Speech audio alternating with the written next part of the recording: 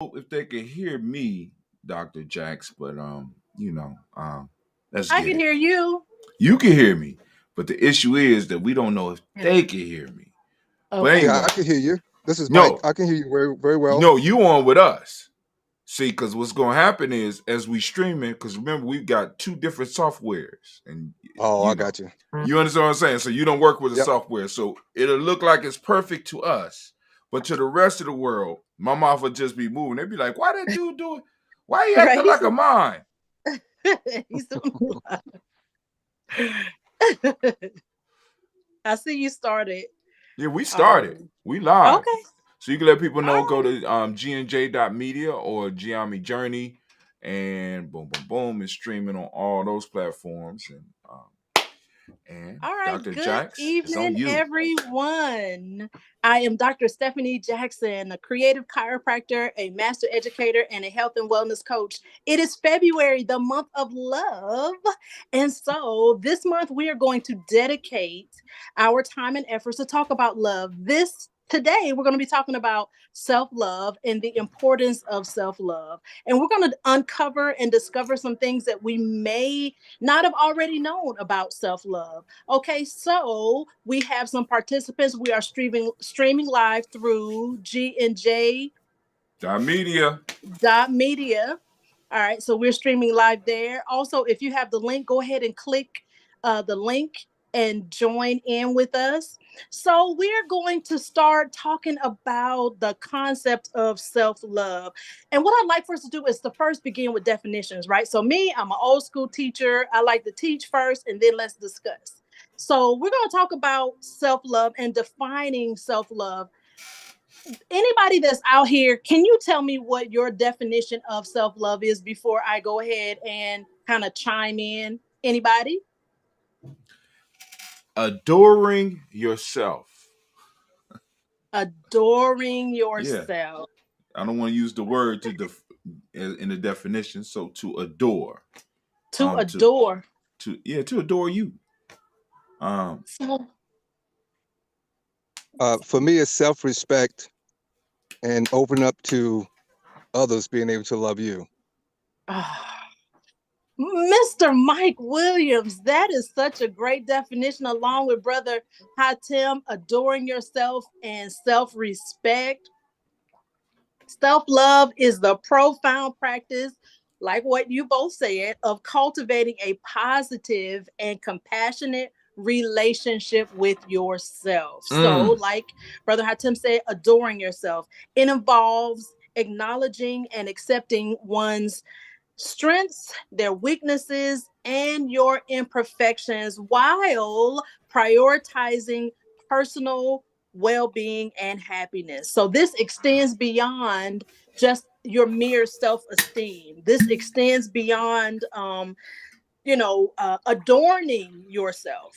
It involves treating yourself with kindness, understanding, and forgiveness. And I don't know about you all, but for me, that can tend to sort of be an issue, especially those of us who are, for lack of a better word, perfectionists, who always have to get everything right. Like, look, I'm fixing my necklace right now because it's kind of sliding to the side. I want it to look absolutely perfect, but man, it's cute enough, right?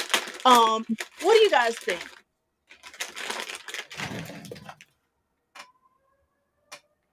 Okay, we have some comments here. uh-oh. All right.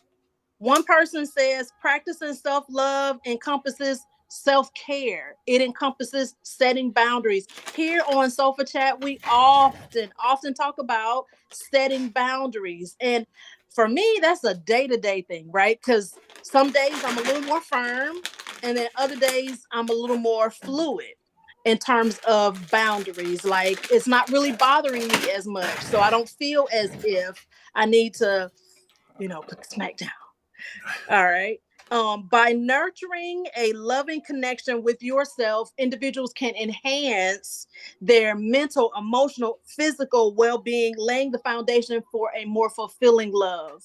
All right. So, I would like for us to talk about the connection between our physical, emotional, spiritual bodies and self love. Can we make a connection there? We have to. Okay. I mean, if you erase the spirit, everything else falls short. Actually, if you erase any part, because a lot of times in this culture we categorize things. So we separate the spirit from the mind, and the mind from the emotions, and the emotions from the intuition, and the intuition from the body. Not realizing that when we isolate any one of them, we weaken the whole thing. So you can have people who are spiritually in love with themselves, supposedly, but their bodies is falling apart. How is that love? You can have people who are physically fit and excellent physical specimens, but when it comes to emotions, they are horrible to not only themselves but to other people. And we have run into people where they fall short because they are not exercising all five parts of the being. Now, one of the things I've been working on a blog for my private group, and it's called The Tools of Oppression. And there's a dude out of Atlanta, and he is in charge of. He has a school called a school that's run up under his organization called the Aya Institute. Last name is Matamiso. I can't remember. I'm trying to remember his name. Brilliant brother, and he says there's 6 basic emotions. And we are caught in 3. Um, mad, sad, and scared. All the other emotions could fit in between those, and we are oppression causes us to be mad, causes us to be sad, causes us mad, sad, and scared all the time. So we can't express or really embrace the positive sides of that. And in order to really love ourselves, we got to be able to get to the positive side of those emotions, because if we leave the emotions out, once again, we're not healthy. Let me shut up. I'm sorry. No. Because guess what? I would like to, based on what you said, I'd like for us to maybe see if we can make a connection between the mad, the sad, and the scared, and how it's always within us. And how does that impact? Because this month of February is a month of love, but it's also the month of Black History Month. So how has that impacted us? Say, as a culture, as a group, as a people, how has the mass where does mad, sad, and scared show up for us? How does that show up for us? Because like I said, he's in Atlanta. When we come to Atlanta, I'm gonna go visit him and his beautiful wife. Um, but my mind is slipping. I can't get the name right. But the name for anybody that's interested is the Aya Institute, and he's in Atlanta, and he does a intense training on this. And he talks about mad, sad, and scared. And he says, okay, cool. So what we have to be able to do is identify, because a lot of times we be mixing up emotions, and because we mix them up, we can't really deal with them, because I might be dealing with something thinking that I'm mad, but I'm actually not mad. So he gives you the qualifier. He says, what does being mad means? When I'm mad, it means that in some form or fashion I have been violated. So when you're looking at yourself, you think you're mad, you got to ask yourself the question, am I really mad? Because what's the violation? And many of us, if we think about it, many times we thought we were mad, but in fact, we weren't mad because there was no violation. So we're feeling one of the other two. So you got mad, which the question is, what's the violation? You can't answer that. You go to the next one. Sad. Sad. I'm sad. Why? Sad comes with loss. What is the loss?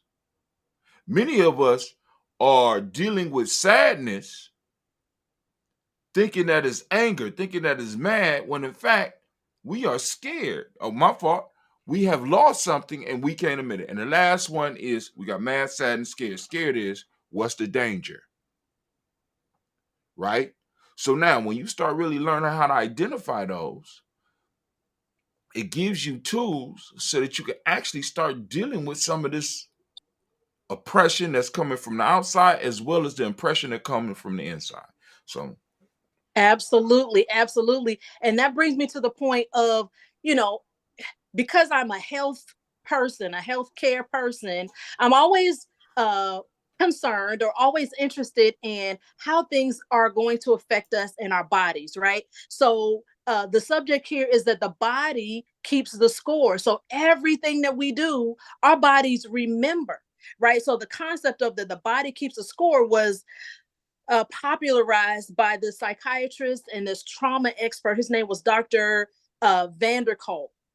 And it encapsulates the idea that our bodies retain the impact of traumatic experiences, that instead of being solely confined to the mind, the effects of trauma manifest themselves physically. This includes changes in our neural pathways. It includes alterations in our stress response systems and even our physical or somatic symptoms. And the phrase, the body keeps a score, underscores the interconnection or the interconnectedness of mental and physical health, highlighting how our experiences, the mad, sad, or scared, especially those marked with trauma, leave imprints on both not only our psychological, but then also our physical. And so I was reading somewhere where, everyone on earth, every human being on earth, we have parents, we have grandparents. We can actually go back. If we were to go back 14 generations, who I am today is who my mother was, my grandmother was, my great grandmother, all the way back 14 generations, and not just on my mom's side, but then also on my dad's side. So I am a combination, a compilation, an accumulation of every person that came before me, not just in looks, not just in hair texture, not just in physical abilities, but then also those experiences that they felt. So if they felt mad, if they felt sad, if they felt scared, if they felt love, if they felt hate, any of those things, any of the experiences that they've captured, they're somewhere inside of us. And so, my thing is, I already have children, right? But what can I do to make an impact, or what can I do to change, perhaps, or make an effect on, say, my grandchildren or my children's children? What can I do? What can we do now to impact the next 14 generations moving forward? Is there something? Hey, Dr. Karasay. Hi. Hi. Okay, I was just trying to make sure I wasn't muted. Hello, good evening, everyone. Hey. Did you get my message? Because my show was today. And then I just left Senator Holscher's campaign kickoff event. So Okay. And then I think I shared with you that I was in residency until 5:00 today. So okay. Y'all going with that doctor talk. Nobody want to hear that doctor talk. Yes, you do. Love it. Leave us alone. Especially you. Yes, you do. I'm in residency. Y'all don't listen to him. Don't listen to him. The body keeps the score. Ouch. Yes. Did you feel that? All right. So the body keeps the score. We're talking about self-love. So how can we make the connection again between our physical experiences, the interactions that we have? How can we make that connection with, or what can we do to then show ourselves love, self-love? I think one of the major things is, once again, learning to distinguish between those emotions, right? Okay.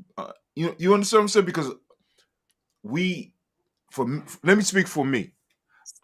For years, I lacked, or in many ways, I still lack the vocabulary to express how I feel, because I have, from the womb damn near until now, I have had to be dealing with trauma. So it's hard for me to even express when I'm hurt, because especially after speaking with my elder, I have to really determine whether I'm really mad, or am I scared, or am I really sad? You know what I'm saying? Did you violate me? Are you leaving me? Or what? Scared, mad, sad, scared. Scared, yeah. Are you leaving me? Is it a loss? Is it a violation?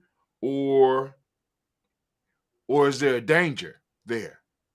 You know what I'm saying? So I'm just now getting that framework. I never had that framework before because we don't talk about emotions in our community. I mean, even when it comes to death, we don't even give ourselves a full mourning um period. You know what I'm saying? Somebody die, I got to get my ass up and go to work the next day. We don't even allow for individuals in our community to actually mourn and go through the process. So we got broken people interacting in places of business, in places of worship, and because we don't recognize that, it puts us all at risk. So how, you know what I'm saying? We know that the body keeps the score. It's called epigenetics. We got the epigenetics, so it moves through the generations. Then your body, personal body, has all the trauma that you have went through that's in it, encased in it. You know what I'm saying? That you pass on to the next generation. So we have to start learning how to talk about some of these pains and some of these emotions that we're going through. And I'll stop. So I wanted to ask a question because from my studies, I learned that there were two emotions. So you're saying, Brother Hatim is saying that there are two emotions. No, I'm Not saying, two emotions. I'm saying that now, what Elder, what and somebody in the chat that's on in Gye-Nyame, please text the name. Aya Institute. They do a training on it. He talked about 6 basic emotions. Now, of course, they mix and there's a whole bunch of others, but he's giving us basics. So he got mad, sad, and scared on one side, and he got peace, power, and joy on the other. Right? 6 basic emotions that we are able to, that he could give you the compass to help you find what you are feeling and how to deal with it. You know what I'm saying? So, Well, I was going to add, like, years ago, I learned that there were like two extremes. There's either like how we behave, how we move is based on two things. Is either out of fear or out of love. Um, let's see. Can anyone speak to that? And is there a difference between those two, fear and love, compared to mad, sad, and scared? no, it's well, I mean, it's still, all these are still breaking down. There's a polarity because each one of those -3 line up with those +3, so that we're still dealing with a polarity. Either I'm operating out of love or I'm operating out what you say, love or what? It's either love, or it's either fear or love. Fear or love. All of our actions, yes. So now check this out. What happens? Because like I said, that's kind of a limiting vocabulary as far as emotions. Either I'm operating in love. Or, you understand what I'm saying? Because it's true, but what about when those other emotions that we feel? Because we know because all of us have experienced some fear before. Right. You know what I'm saying? Some of us have experienced loss. Some of us have experienced a lack of being powerful. Right. Felt sadness before. So, what the elder has done, he has given us a vocabulary where we can actually use to have a discussion within ourselves, as well as have a discussion with the significant others in our lives. You know what I'm saying? At first I thought I was mad at you, right? But I had a mixture between fear, you know what I'm saying? Because I lost you, as well as and sadness. I lost you. You know what I'm saying? What is it? Sad is what's the loss, and fear is what's the danger. I mixed those two. You're gone. I missed you, and the danger. You know what I'm saying? What's the danger? Damn, I ain't got you to lean on no more. So many times, not being able to voice what I'm feeling emotionally can affect me physically. You understand what I'm saying? And it can affect me mentally, because especially coming through the Generation X. I'm a Generation X black man coming through a Generation X black man. I've learned how to push my emotions down. But even though I'm pushing Right. them down, it doesn't mean that they're not affecting me. And it Right. doesn't mean that they don't leak out sometimes. Right. Because 2023 was a year of leaking out emotions for me. You know what I'm saying? Like 50, how old am I? You're 55 years worth of 55. shit is just spilling out everywhere. You understand what I'm saying? So, you know, that's my personal woes. Well, and again, those emotions will show up within our bodies at some point. Right. Right. The concept of how the body retains experiences is rooted in the understanding that traumatic events can create those lasting imprints that we mentioned on both not only our nervous system but also on various bodily functions, right?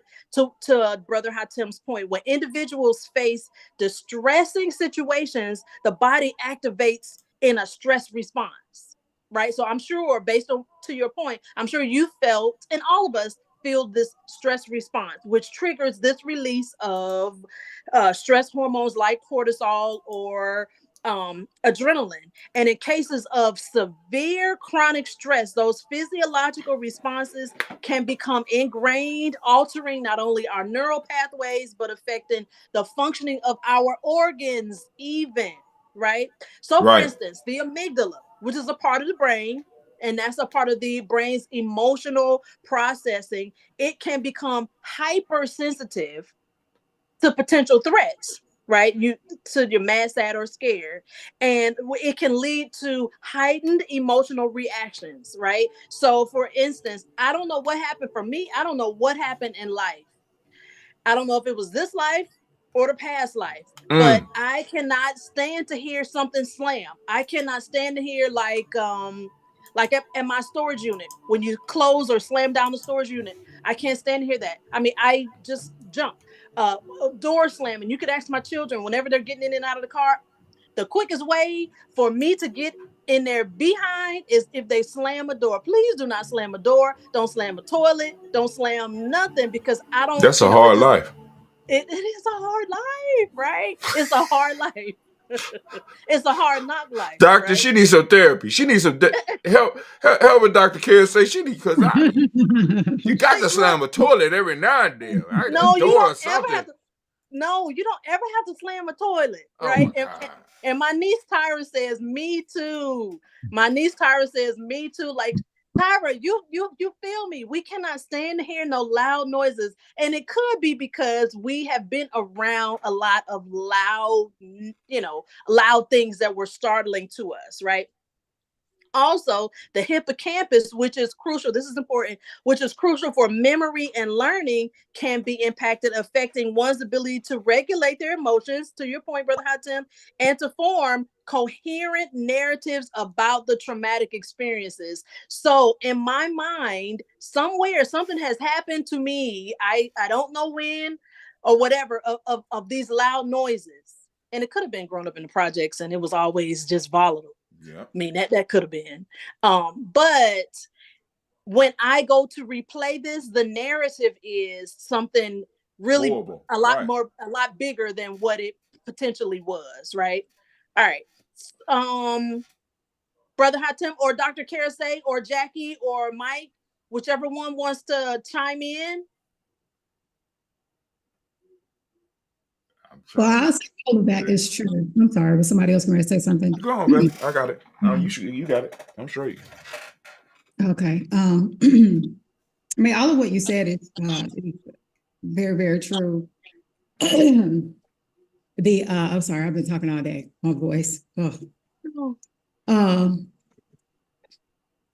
What are we? I know it's what I was going to ask you. What are we? What is the aim of the discussion tonight? Along with, I mean, because I understand what you're saying, but I'm trying to figure out in which direction to go because, again, everything that you guys said is true. So, I mean, in my mind, I'm thinking because one thing that you will learn, or if you haven't already, in the positive psychology, is learning how to use emotions and regulate, or teach people how to regulate their emotions and use use them to their benefit, and that is all of what positive psychology is. It's not about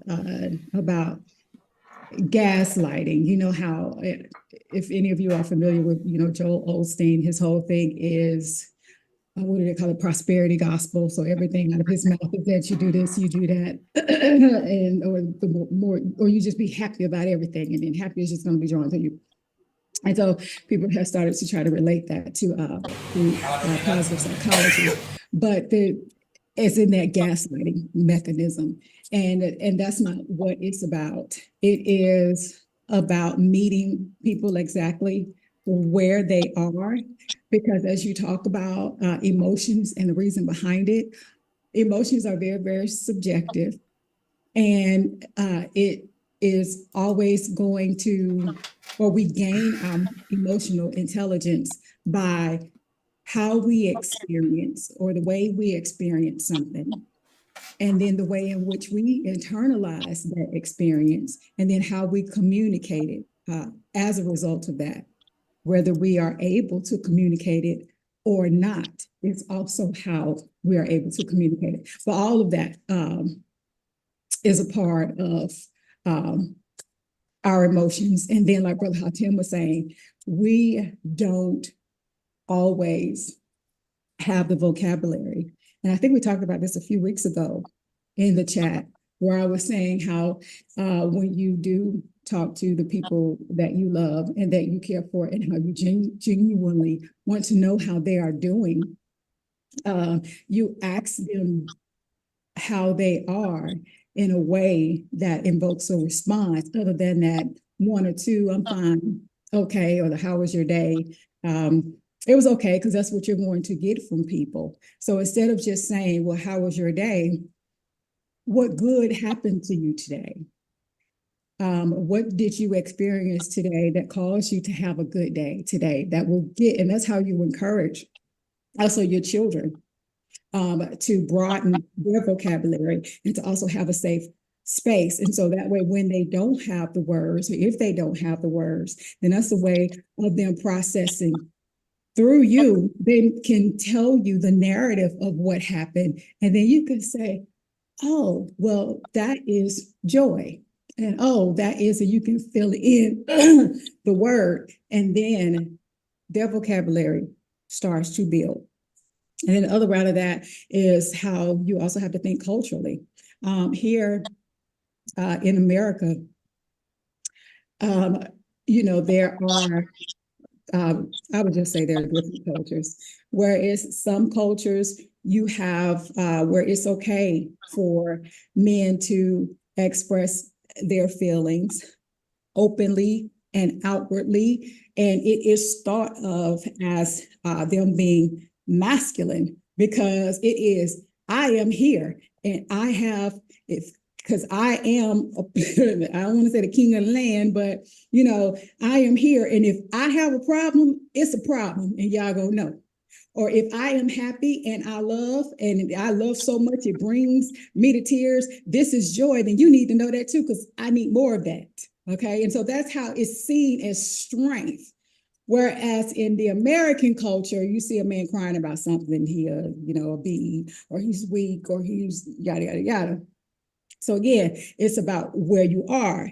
And then you also have the tropes that Black women are subjected to. You have the sapphire trope, and I'm not gonna go through the line of those, but also to Brother Hatim's point, when we respond to certain things, our responses are or our responses are seen as something related to those negative tropes that are or have been formulated in the media or on TV about us already. So if we are sassy, or something of that nature, or what they consider sassy is considered an attitude.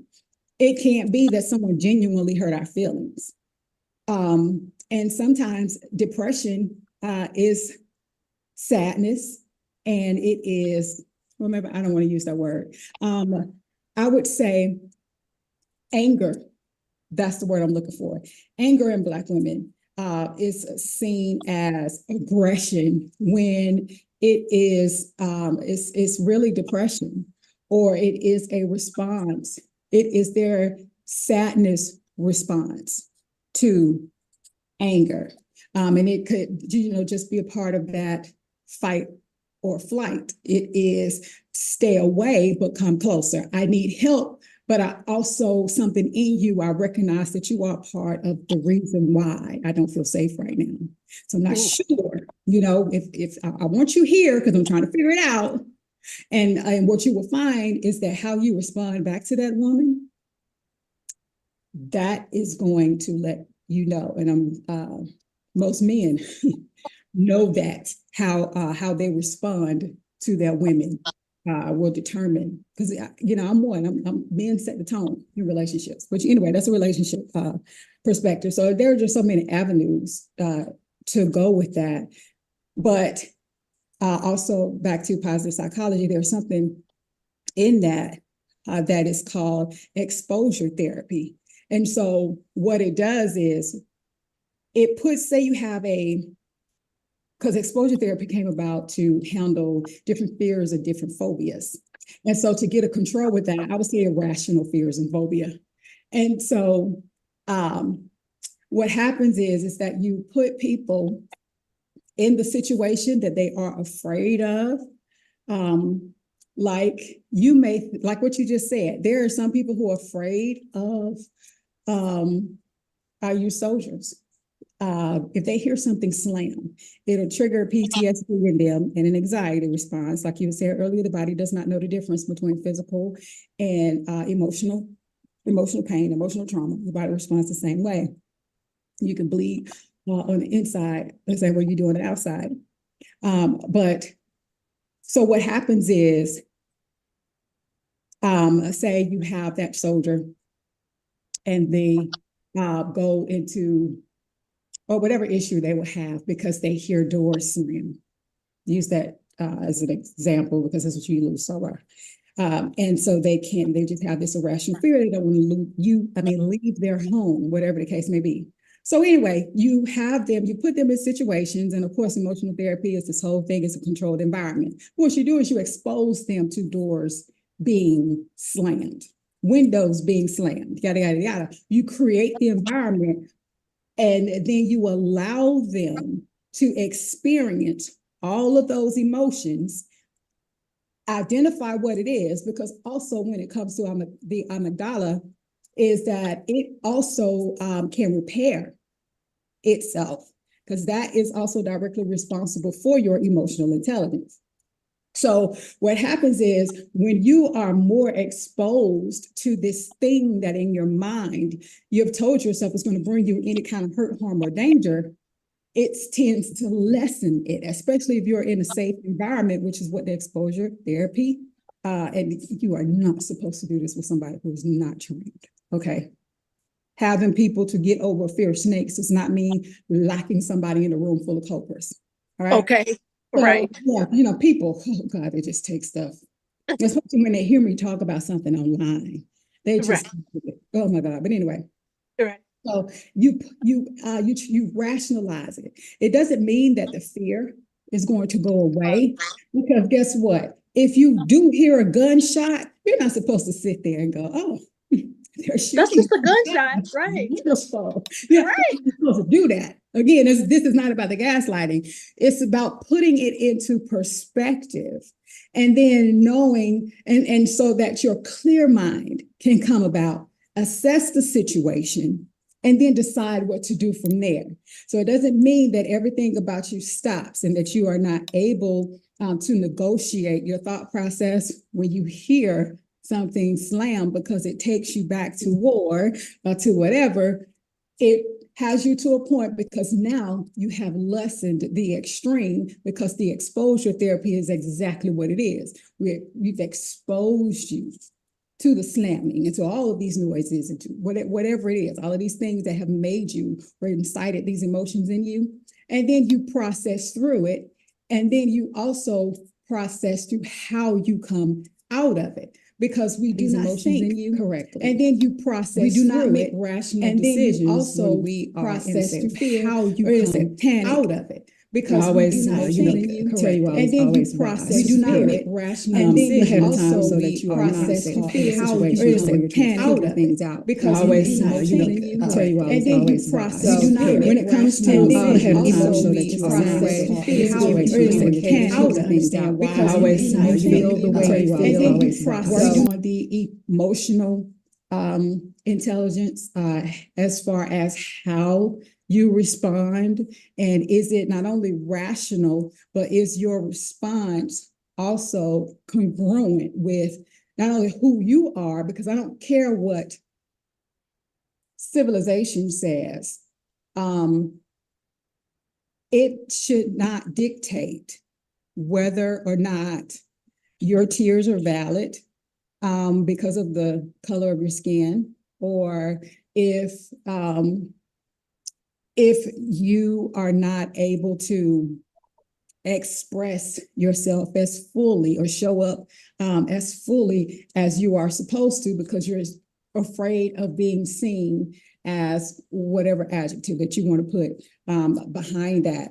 But in the way that you respond to that, so that you don't put yourself into further hurt, harm, or danger, because as a 48-year-old woman, I cannot pass out in the middle of the store and start kicking around in a circle if I don't, like a 2-year-old, if I don't get what I want, if I don't like something that happened. And I know that's extreme, but if you think about things that would happen with people our age, women will throw things, men too, or it will become physical aggression, or it can be that silent aggression to where you have people who are sabotaging you in your life, and you don't know anything about it, and you don't find out about it until months or weeks or whatever later.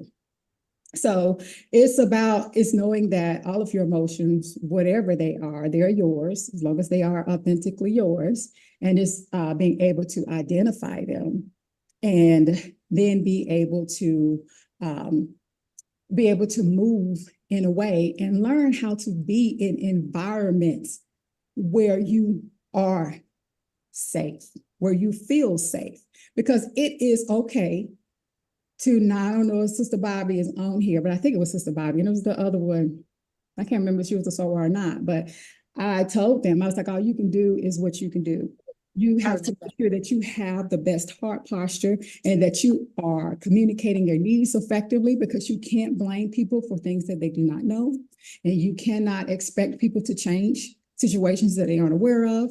And once you do that, you communicate those things effectively. You do everything that you can do, what you're supposed to do, but then people still come back at you because they still want to just keep stabbing you and keep just making you feel bad over and over and over again for what you did, even though you know that you have sincerely apologized and have sincerely tried to atone for whatever that thing is. It's okay to step away from that relationship.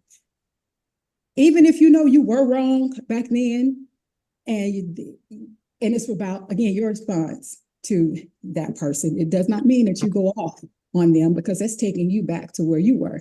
It means that you are the healthy one now. You have to give them time to get to that point. But as that happens, your health and wellness means I don't need to be over there. I don't need to be in that environment where I am triggered, or where it's going to take me back to a place where I don't need to be. That is in relationships with your children, that's in relationship with your significant other, that is in your relationship at work, at church. You do not have to keep going back to situations that do not evolve you or that do not allow you to show up whole and full without trying to make you be something that you are not, to acquiesce to their comfort. And Dr. and Sarah, I was going to ask you, look, I'm always taking notes. I don't know if you can see my little notepad here, my little colorful notepad, because you are a wealth of knowledge. I wanted to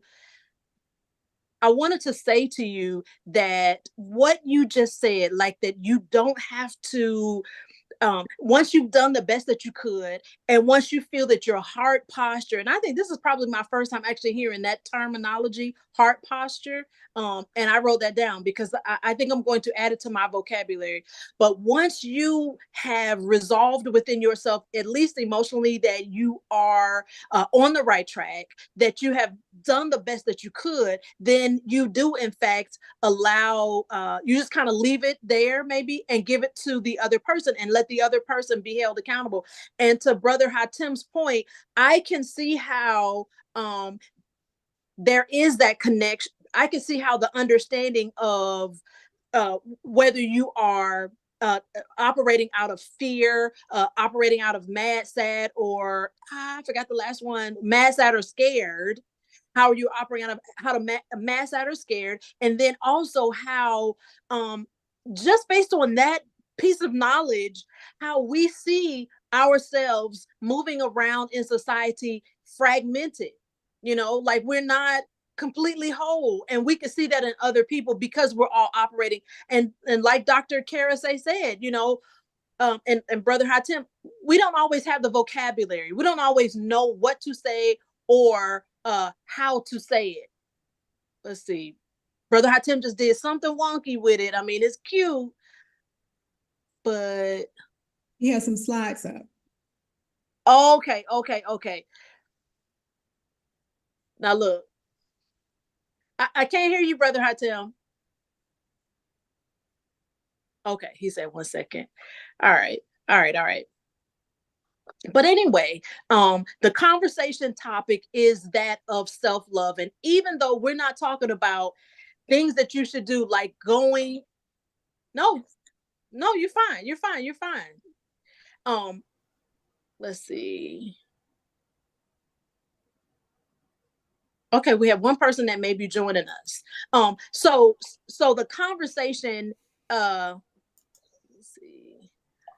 Hi. How are you? I am good.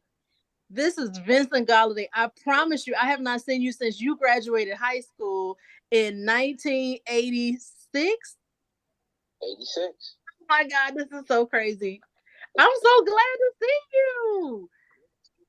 Thank you for joining our conversation. So we're talking about February is the month of love. And typically when we think of February as the month of love, we think of flowers and cakes and whatever the candy that we do for the month of love and Valentine's Day. But it's so much deeper than that. Like that's really nothing.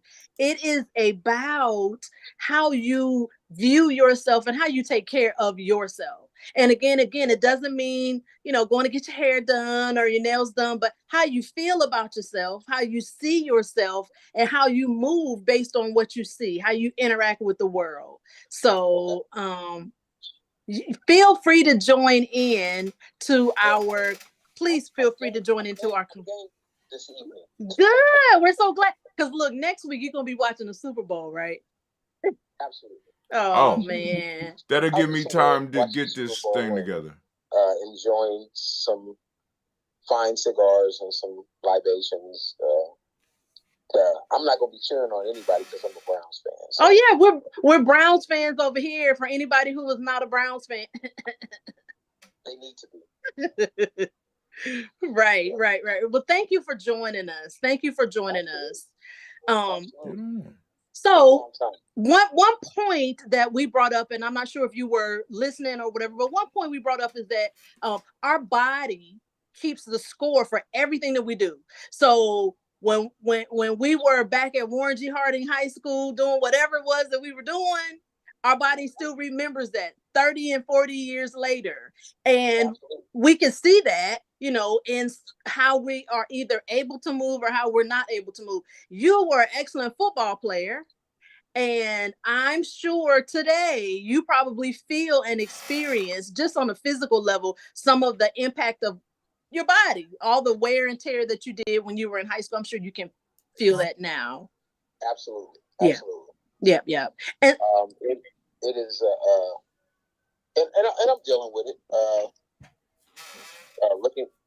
Looking back to all of those years and the wear and tear through college and high school and college, and then even me going into the military and that wear and tear as well. So yeah, I absolutely understand exactly what you're saying. Yeah. Yeah. And so not just physically, emotionally as well. The things that have happened to us, we still feel it. The things that have happened to us in the past. And I did a little, just a little reading, and it said that we feel things that have happened, not just to us, but to our parents. So we, in a sense, feel our parents' feelings. We feel our grandparents' feelings. It goes back 14 generations. So for us as African American people, right, bringing in this Black History Month, for us as African American people, 14 generations ago, how many years ago was that? Like 200 years maybe? So those feelings that our slave parents, grandparents, great parents felt, those fears, those tensions, all of whatever they feel, it still has some impact on us, right? So for example, right, my grandmother, may she rest in peace, she would look at her grandchildren. So she would look at us and be like, she looked at my son and said, "You look like old man John Henry," which was her grandfather, right?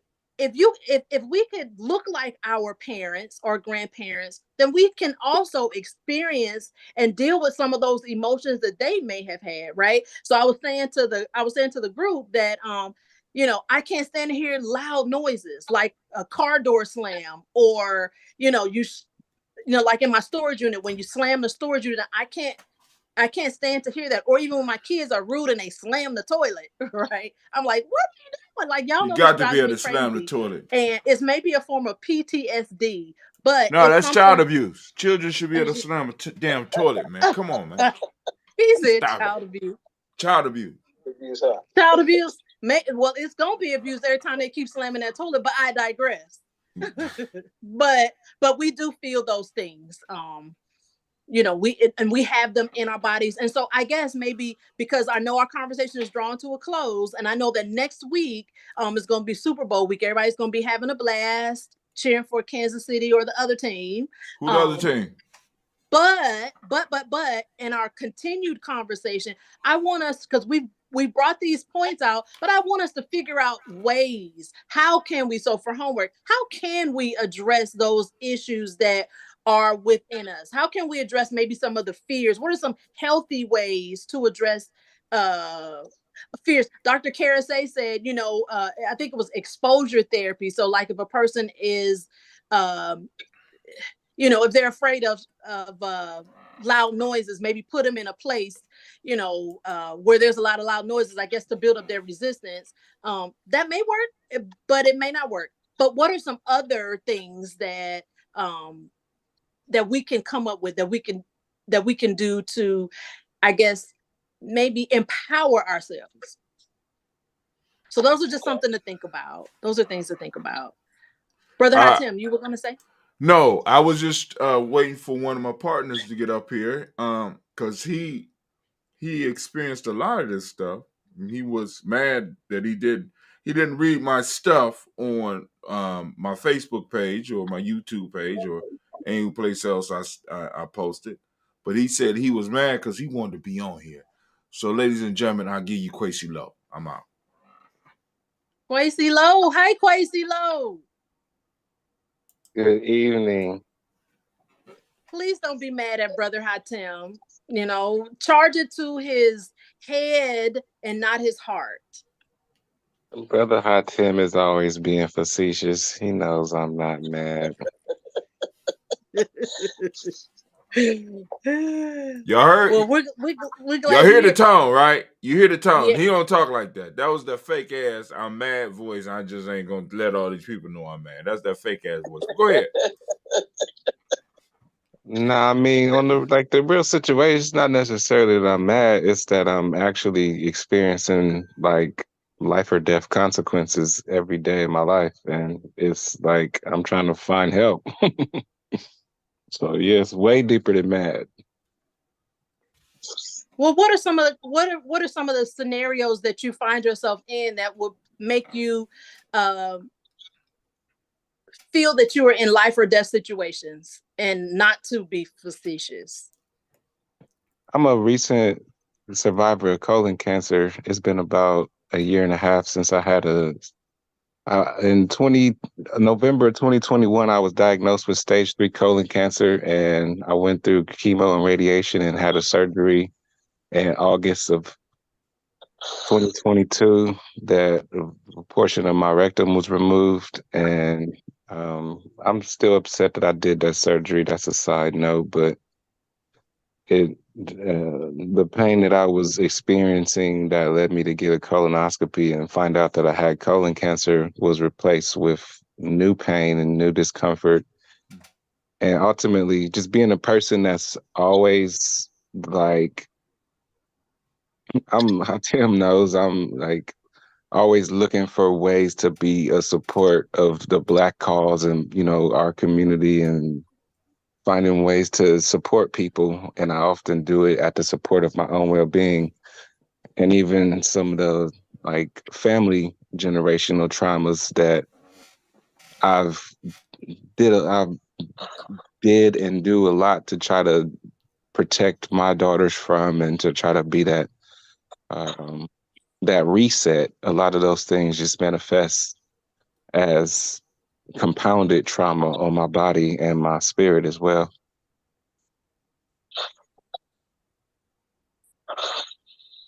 Brother Quasi, I appreciate you being so transparent and sharing with us what you are encountering and what you are experiencing. I do. I pray you heal. My grandmother and my mother both survived colon cancer. My grandmother, I was really young when it happened to her. I think I was probably like 8 or 9. And then my mom, but she went through my grandmother, she went through chemo, and then she came home and she was okay.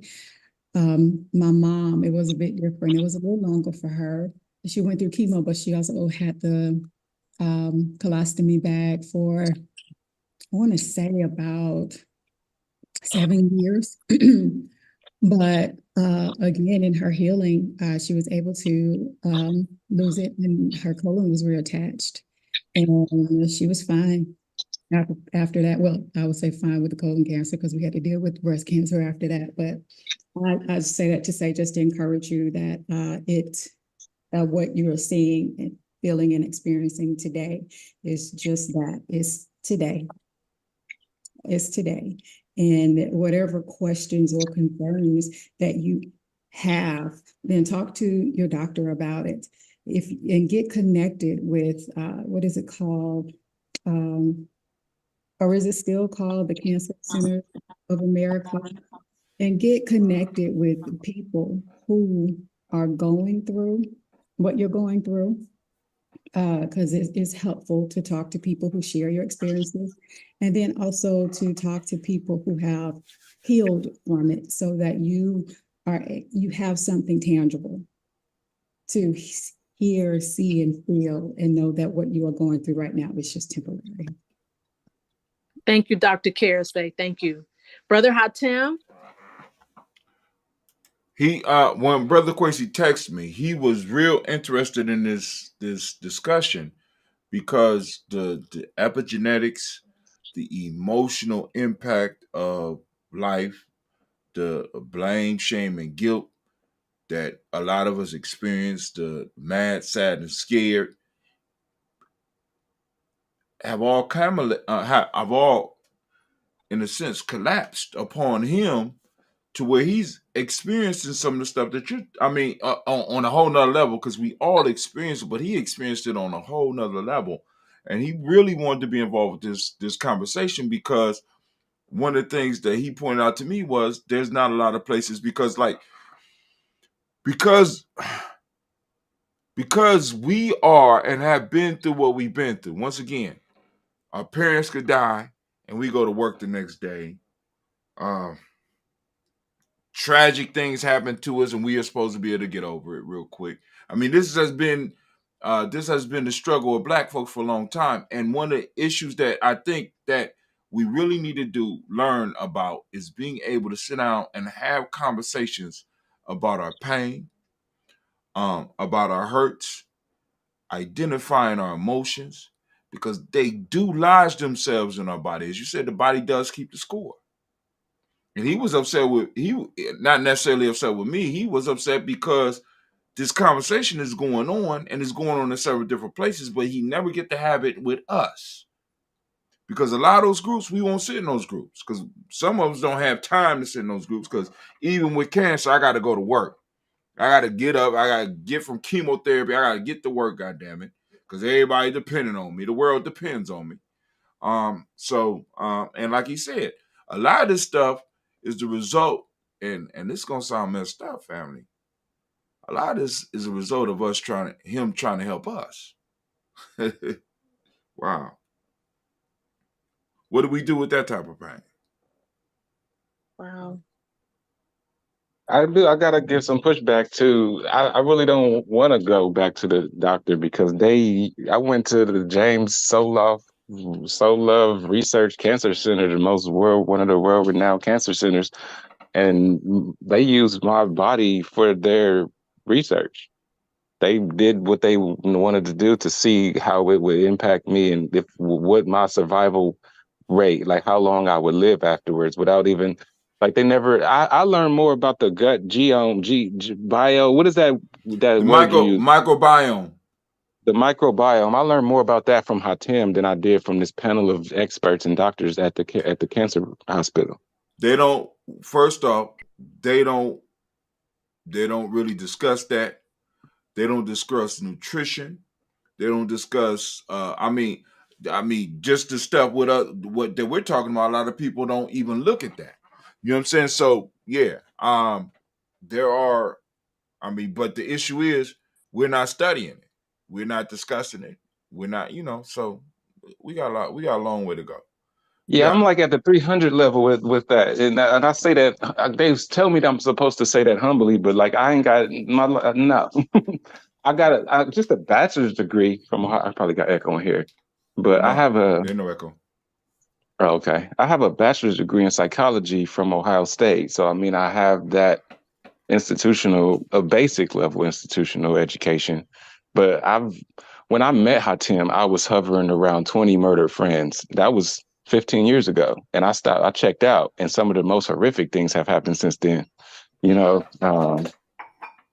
As I walk around the kitchen, I'm living in an Airbnb right now, because I went through cancer, and like, it's just so many things have happened, and I just imagine that I just am fortunate enough to have enough money to be able to afford an Airbnb. What's happening? And to be able to navigate things in a way that a lot of other people just don't have that option. They dealing with this on the street, you know what I mean? And I'm just fortunate enough to be able to have some level of comfort to be able to deal with this pain. But that also demands that I be a voice. So how does that happen? Like, you know what I mean? Like it's so many things, even like down to my family dynamics, that I protect my family and I don't really talk about what's happened, but I can talk about those things without throwing people under the bus. Even though a better way to say it is I can talk about experiences in my family and how the trauma of other people has manifested as trauma in my life, and I can be aware of the trauma that other people went through and I do have emotional frustrations about the things, but I can also, when I center myself, I'm forced to take other people's experiences into consideration, but it all needs to be talked about. Like in the Black community, we have this whole, how does it go? When you leave what happens in the house stays in the House. house. Right, That's right, yeah. right. Yes. Yes. What happens at home stays at home. Yeah. Mm-hmm. Protective mechanism. That's a Yeah. good way to put it. Kwesi, you just man, I tell you, you have just ignited something that's never dormant inside of me.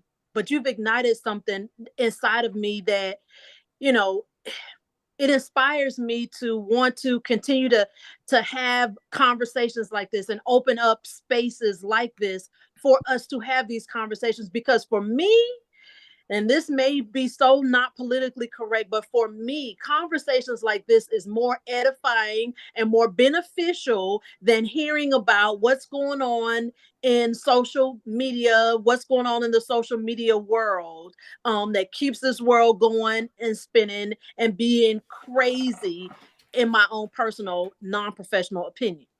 So conversations like this is edifying, it's beneficial. You can carry this conversation from the couch to the community. You can carry this conversation into your homes and then begin to generate discussions amongst your family members, your community, etc.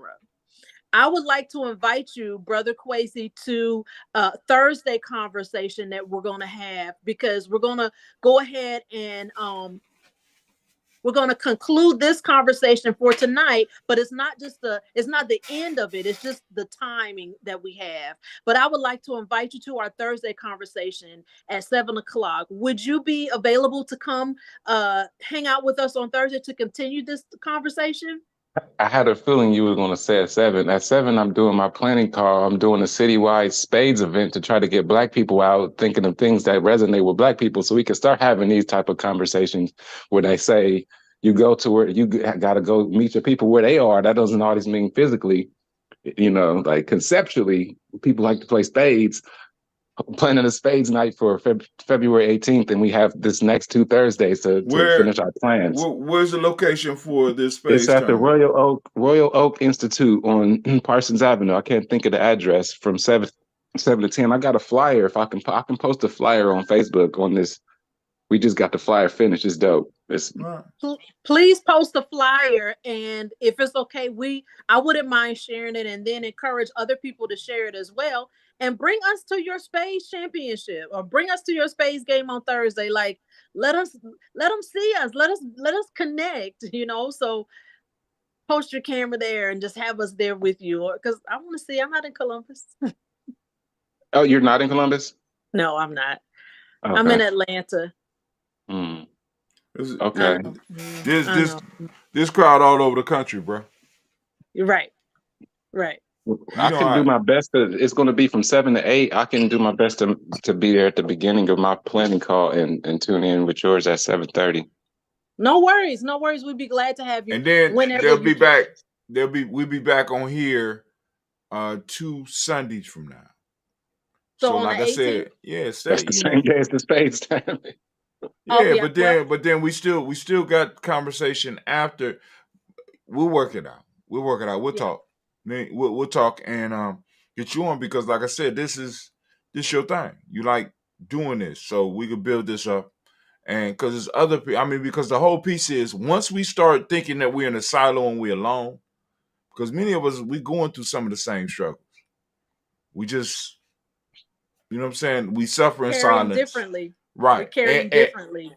And suffer in silence. And because we suffer in silence, we don't know that there's other people out there that have either experienced it or going through the very same thing. And in many ways, there's wisdom out there to help us get through it. Because like right now, we're the elders for our conversation, because elders have been through all the issues that we're talking about. Whether we're talking about cancer, whether we're talking about relationship and breakups, divorces, all types of pains and surgeries. we got elders in our community that have been through every last one of these steps, and they could walk us through it. They can walk us through it. It's just a matter of us being patient enough and wise enough to listen to them. I concur. I totally agree. Brother Quasi, Brother Hatim has all your contact information. But if before we go, if you don't mind, maybe drop it in the chat. That would be great. That way we'll be able to communicate with you. But we're going to go ahead and conclude our conversation for tonight. So if you give me just 1 second here. Thank you all so much for joining us here on our sofa chat. We look forward to having you join us on Thursday nights at 7:00 p.m. And we also are here on Sundays at 7:00. We're not going to be here next Sunday because the Super Bowl is going on. And we yield to the great Super Bowl. But God willing, we will look forward to seeing you on either Thursday or Sunday. But thank you so much for joining us. And you guys have a great, great, great night. God bless you. Good night. Okay, that was for Facebook. Okay. I need to say something really quickly. I'll try to be fast, but so just to bring some things into context when it comes to epigenetics, it's an evolving study. Things concerning epigenetics. Do you want this to stay online, or you want me to take it off? Because we still streaming. I could take it off right now, just so we got what you want me to do. Dr. Kersey? I'm asking. Your platform. No, it's not. Okay. Okay. Yeah, whatever you decide. I'm okay. All right, I'm listening, but go ahead. I'm gonna turn it off. Go ahead. Okay. So and I'll be brief. So